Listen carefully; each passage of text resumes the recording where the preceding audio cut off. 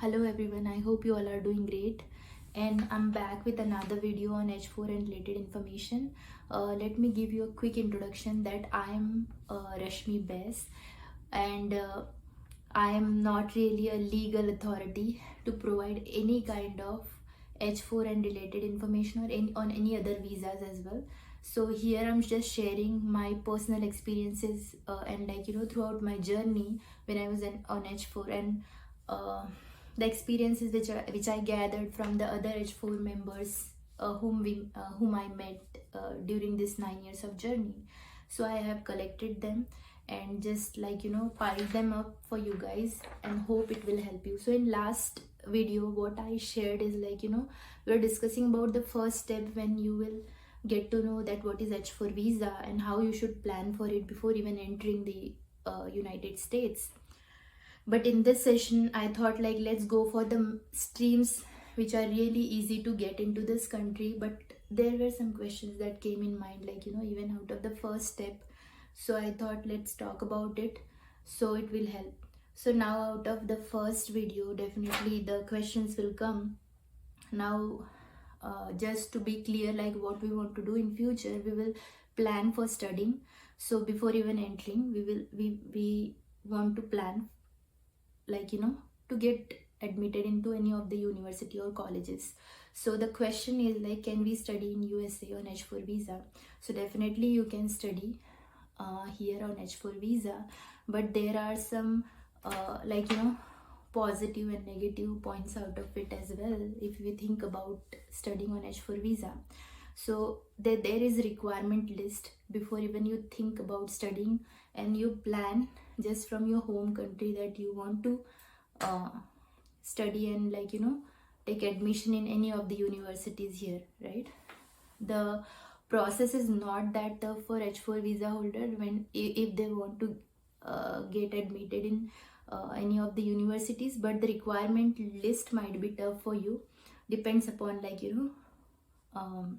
again, let's go to the requirements so you'll get to know how you can manage it well on your own end. So the first one is finances. So I would say for 1 or 2 semester you need to be ready to have that amount of fund in your hand. Doesn't matter if it's gonna come from your spouse, from your side, or the bank, or any other help that you're gonna take for studying. So a lot of people think about they enter, they will just do the odd jobs and collect the fee, but it's not gonna happen really quick. So you have to be prepared for at least 2 to 3 semester of your fee and then plan ahead. Okay, the second requirement is it should be a mutual discussion between you and your spouse that what is his intent behind calling you here on H4 visa. He wants you to be housewife, he wants you to study, or he wants you to earn, right? So you guys need to think about it first. If he agrees, you agree, then go for it. Third requirement is research. Have you done enough research in whatever stream you are choosing? Because a lot of people do a mistake, they choose the streams which they which they chose in their home country, or they pursued that studies in their home country. They were they were excellent in their home country, and they plan to do the same here, right?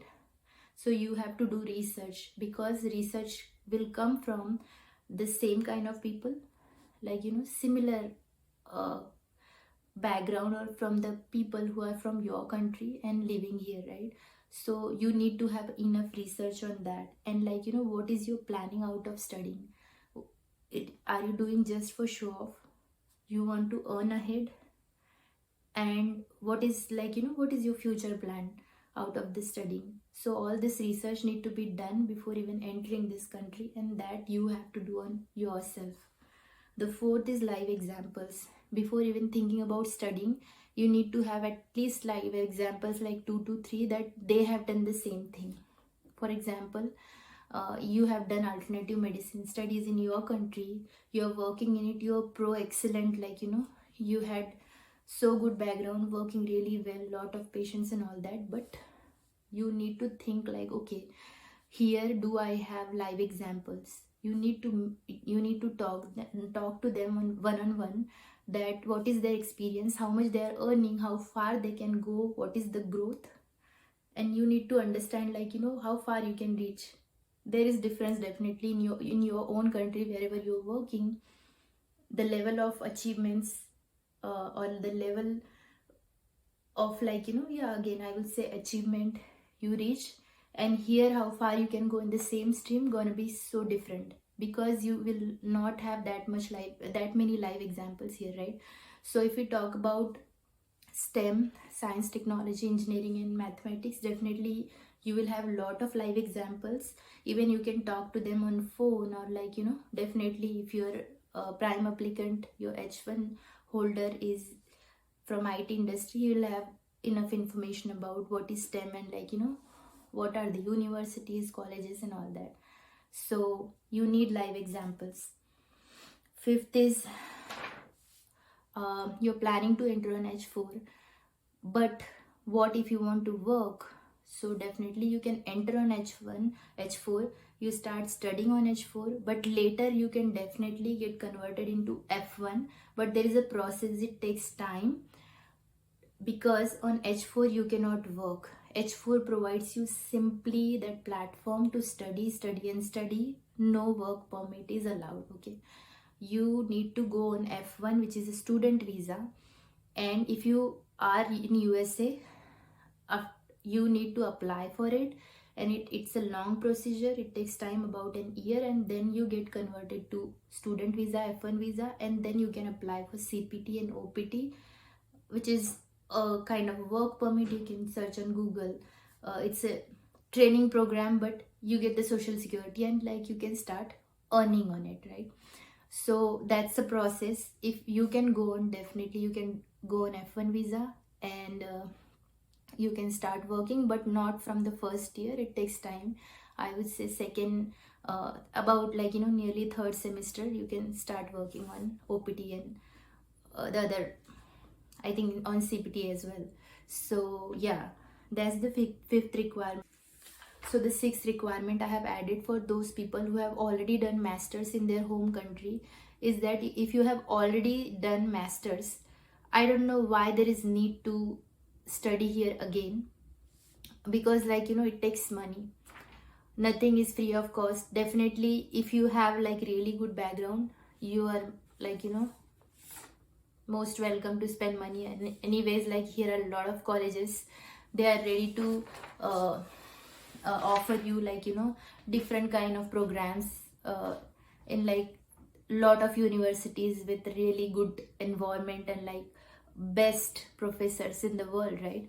But it depends upon you, like, what would be the outcome, right? So I would say, if you have worked in your own country, then come here, relax for 6 months, explore the culture, and go for H1 visa. If you have done work, like, if you have at least, I guess, 4 to 5 years of experience in India or any other country in STEM, go for the H1, directly apply for it, and I think start working on the independent visa. So now you will have two H1 visas at your home, like, one from your prime applicant, and now second one is you. So you got converted from H4 to H1. So studying here is really good if you have, like, really good finances, but you need to prepare ahead of time, and it's not cup of tea for everyone. But let's talk about my example.